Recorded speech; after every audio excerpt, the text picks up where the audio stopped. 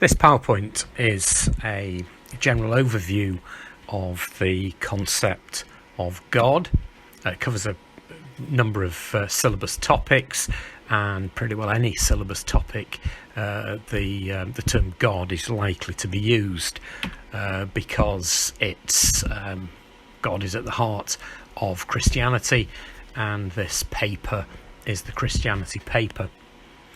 It's very important to develop a good understanding of what Christians mean by God. Make sure that you're not working with a far too simple understanding, and a bit of humility here is required. So just bear in mind that some of the greatest thinkers of the past 2,000 years have wrestled deeply with these issues. You need to make sure that there's a certain amount of paradox and mystery left in this. Christians will consider that we can no more understand God than a toddler can understand their parents. So just beware of just straw man dismissals of God. Potentially your image of God, your understanding of God is much smaller than a full-blown Christian theology of God.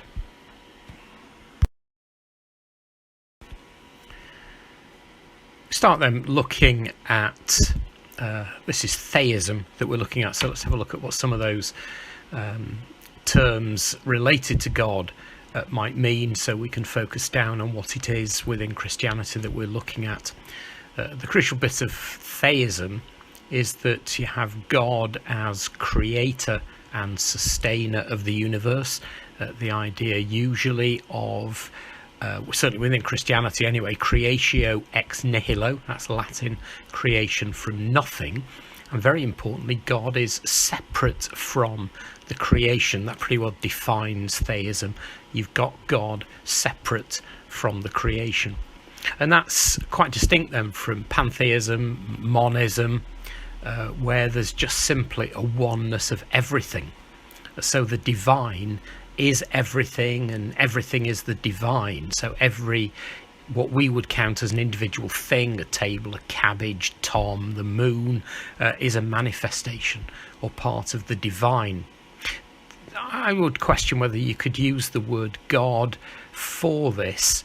I think it's probably better to keep the word God for theism and find some other term for the divine within monism, so they don't get confused. And then you've got panentheism, which we look at in a bit of detail in the syllabus, and that's a subtle and complex blend of both of these. Now we're concerned primarily with the God of theism, which is what you find in Christianity. And there's two strands of thinking feeding into the Christian understanding of God, and these were in tension in those formative years of Christian theology. So we've got the Hebrew strand. This is what you're going to find in the Old Testament. You find it continued today in Judaism.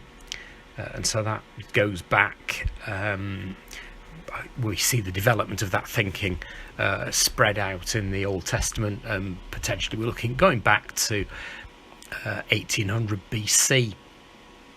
You then got the Greek strand. We normally date this, looking at this from Socrates, Plato, Aristotle. We'll just think of them as a sort of 400 BC is probably your best just sort of datum point to locate those.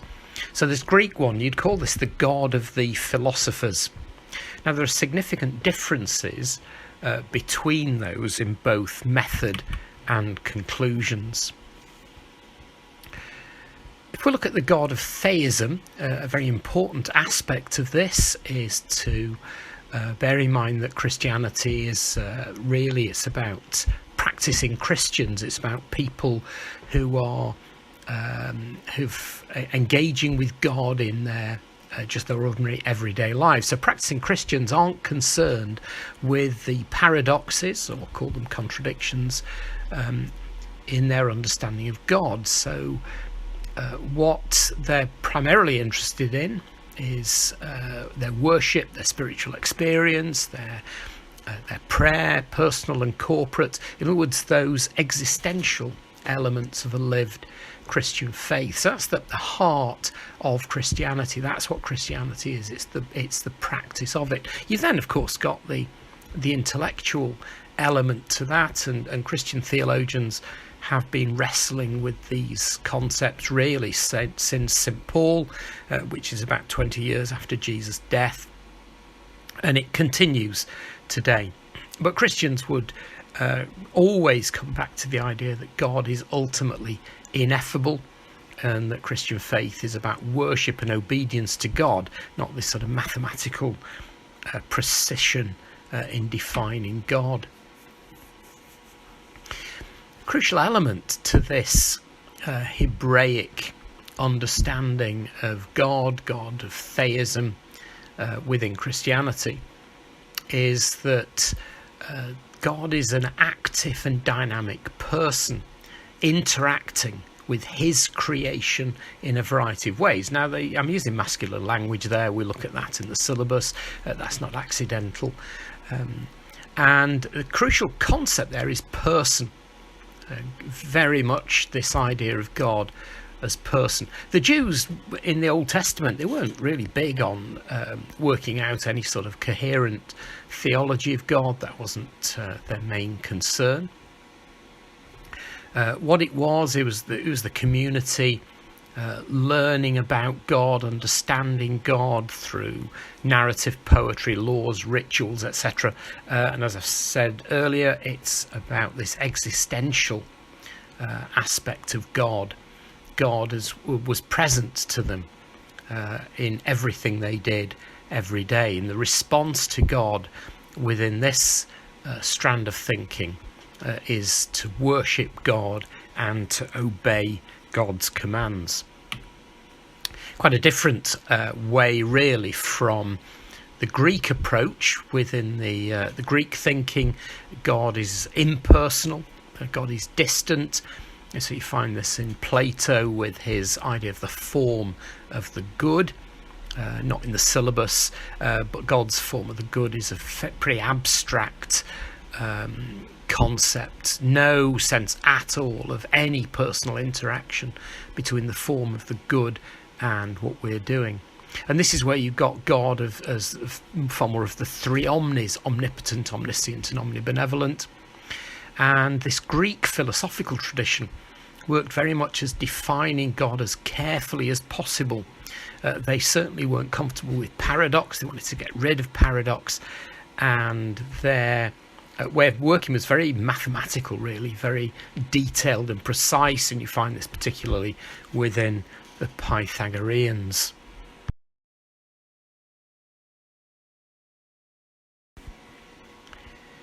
A central idea of God within Christianity is the doctrine of the Trinity. Complex, paradoxical, weird, you could say it doesn't make sense, and that is right at the heart of Christianity. That's actually in the syllabus as the Trinity, not surprisingly, because it's so central. What we got to do as we look at the Trinity is that it didn't start as a complex doctrine. What it started as was lived experience of Christians. There's an element of this which is an overlap with the Jews. So we weren't inventing this. This was very much the way things worked. Those early Christians were Jews, and that continued. And so you've got this God as creator, sustainer, lawgiver. That's how people experienced God, and we see that running all the way through that history of the Jews in the Old Testament. You've then got Jesus of Nazareth, who, although was a straightforward historical man, flesh and blood, got executed by the Romans, but within Christianity, Jesus of Nazareth is understood to be also God incarnate. And as paradox we'll throw in here, where Jesus of Nazareth was 100% God and 100% man. There you go, paradox. You clearly can't square that one because that's 200%, which doesn't exist. Then the third aspect of the Christian's experience of God is the post-crucifixion. I'll just stay with the term resurrection here. Again, that's in the syllabus where we look at that in detail. But this is about the spiritual experiences of the disciples and Christians' sense of God. God as Holy Spirit is the way that is often phrased. And it was reflecting on these which then developed into the ideas of the Trinity. And it's also worth throwing in at this point, just to make things even more confusing and paradoxical, you've got this concept of the Logos. Now that's latent in Hebraic thought. You can pick up this throughout the Old Testament, but it's very important in Greek thought, and we'll have a look at that at the end of this PowerPoint. The Christian doctrine of the Trinity is an exercise in working with paradox, because you've got God is one. Christianity is definitely monotheistic, but it's not as monotheistic, say, as Islam, because you've got within it this idea that God is experienced as, and the term used in English is three persons, the three persons, Father, Son, and Holy Spirit. Now, exactly what this means has been explored and argued over by theologians since, well, we'll stick a date of 100 AD on that, but certainly right from the beginning. The Council of Nicaea, that's 325, was very important in giving a more precise definition of the Trinity.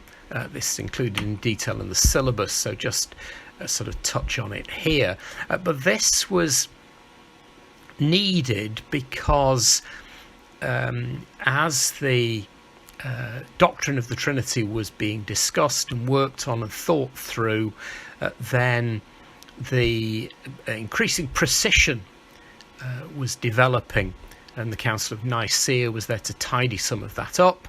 And in fact, coming out of Nicaea and the way that developed afterwards led to the parting of the ways between the East and West, leading ultimately to the Great Schism of 1054.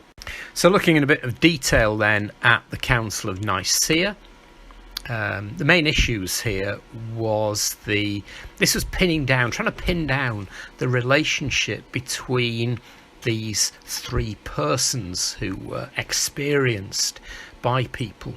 And so how did this work? What did this mean in terms of monotheism?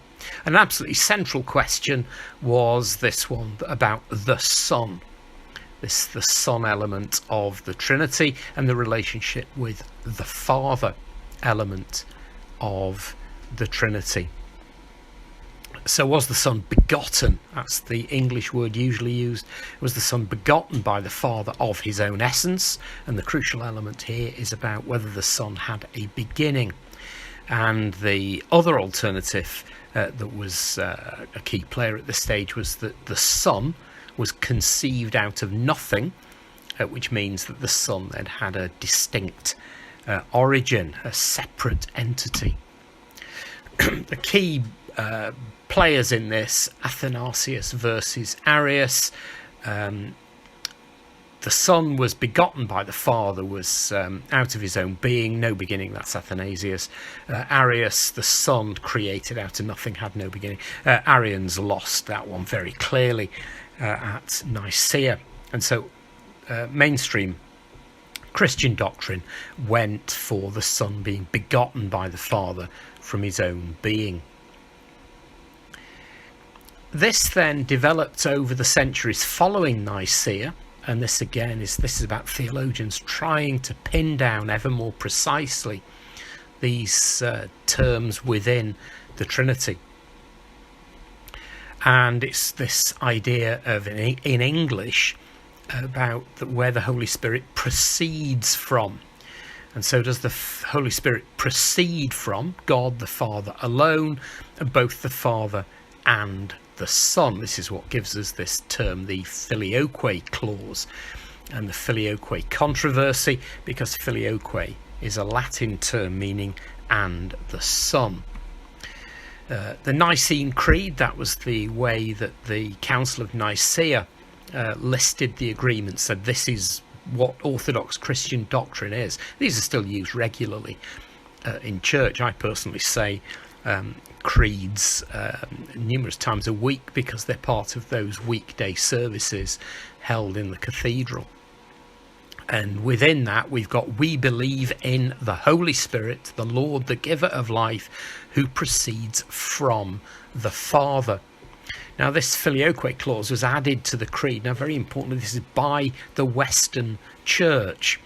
Rather did this without what you might call full discussion with the East. It wasn't a smart move in retrospect. Anyway, this was added in, so you then end up with, we believe in the Holy Spirit, the Lord, the giver of life, who proceeds from the Father and the Son.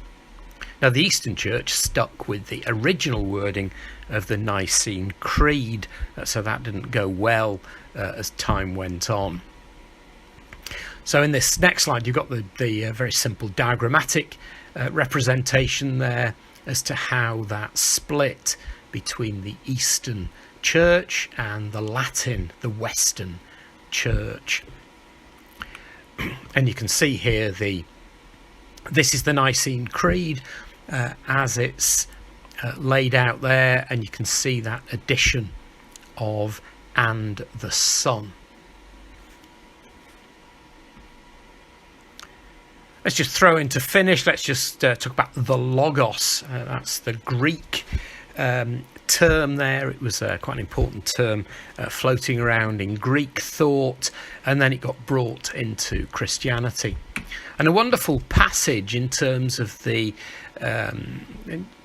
understanding of God. This is taken from the Gospel of John chapter 1, and I've put the words that are relevant in colour so you can just see how this works. And so what you've got here in John, you've got John looking at the Word, and he uses the word God. This is obviously, I'm working in English, but you've got the Word, you've got God, you've got light, you've got Son and Father.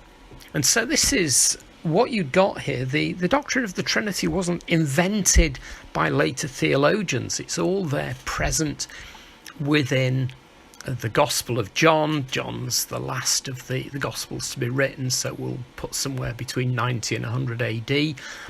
But what those Gospel writers were doing, John wasn't inventing this. John was writing that which the church was actually practicing. This is what people were doing. So it's back to the idea that these ideas came from people's experience of God.